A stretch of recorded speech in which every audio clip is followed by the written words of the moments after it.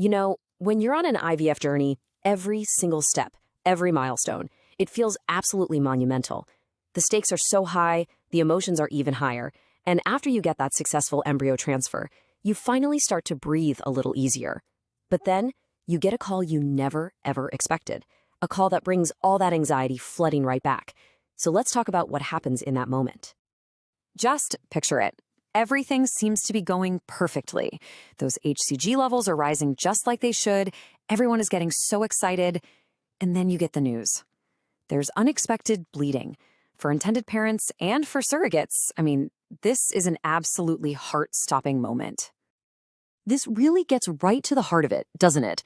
After putting in so much hope, so much time, and so much money, any sign of trouble just feels devastating. Your mind immediately jumps to the worst-case scenario. But here's the thing you have to hold on to. While bleeding is incredibly scary, it does not automatically mean the worst. There are other reasons it can happen, and often they're manageable. And that question brings us right to our main topic today. We are going to break down one of the most frequent causes of bleeding in early pregnancy, especially when we're talking about the world of IVF. The answer, a lot of the time, is something called a subchorionic hematoma, or SCH for short. Now, that's a term you might hear from your clinic, so let's get really clear on what it actually is. Okay, so medically speaking, it's a pocket of blood that forms when that outer membrane around the baby's sac partially pulls away from the uterine wall. I know, that sounds pretty intimidating, so let's try a much simpler way to think about it. Honestly, the easiest way to picture it is just as a bruise. That comparison makes the whole idea a lot less alarming, right? It's basically a pocket of blood, just like any other bruise, but it's happening in a very, very sensitive place. So if this is a fairly common thing, you're probably wondering, well, why does it happen? And more specifically, why does it seem to pop up so frequently in IVF journeys? Let's take a look at the factors that can make it more likely. Right off the bat, IVF pregnancies themselves are at a higher risk. This is especially true for those using what's called a hormone-programmed cycle for a frozen embryo transfer. Other things like uterine scarring or conditions like PCOS can also play a role. So just how common are we talking? Well, a pretty recent 2024 study found that an SCH showed up in about 1 in 5 women after a genetically normal embryo transfer. 1 in 5. That is a really significant number. And to put that into a bit more perspective, other studies show the rate in IVF pregnancies is somewhere around 18 to 27%. Compare that to about 13% in natural conceptions. The big takeaway here is that if this happens on your journey, believe me, you are far from alone. All right, this is it. This is the big one. The question that matters more than anything to every intended parent and every surrogate. Does this bruise actually pose a risk to the pregnancy? And the answer, honestly, is a little complicated. The research is mixed. You have some major studies that found an SCH in an IVF pregnancy didn't really change the rate of live births. But then you have other, more recent studies that have found a link to a higher risk of early miscarriage. So how do we make sense of all this?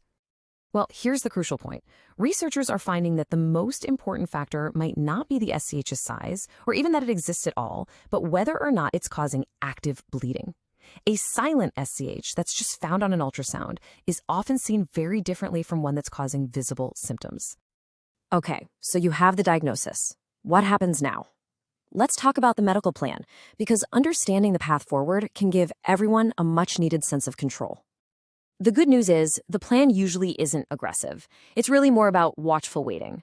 Doctors will often recommend modifying your activity, so things like pelvic rest and avoiding heavy lifting. They'll use regular ultrasounds to keep an eye on things, and they'll continue progesterone support, which is pretty much always part of an IVF protocol anyway. Now, this is absolutely critical information.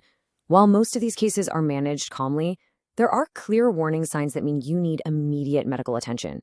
If bleeding becomes very heavy, like soaking a pad in an hour, or if there's severe pain or cramping, or if you feel dizzy or faint, it is time to call your doctor or go to the ER right away. We've covered the medical side of things, but we absolutely cannot ignore the emotional side. Because, let's be real, this diagnosis brings a huge amount of stress and anxiety for everyone involved. And that anxiety is completely valid. For a surrogate, it's so stressful to have to report bleeding and then worry about the intended parents. And for intended parents, it can feel like yet another devastating setback on what's already been a long, hard road. Just acknowledging that this anxiety is real is the first step. So, let's just summarize the crucial points to hold on to. First, remember, an SCH is very common in IVF. Second, most of these just resolve on their own. Third, the active symptoms, like bleeding, often matter more than the size. Fourth, always keep in close contact with your medical team. And most importantly, remember this: the vast majority of pregnancies with an SCH result in a healthy baby. So in the end, while getting a diagnosis of a subchorionic hematoma is without a doubt a source of real fear and uncertainty, it is not the final word on your pregnancy. Both the data and real-world clinical experience show that with careful monitoring and management, the most likely outcome is the one everyone is hoping for: a healthy baby.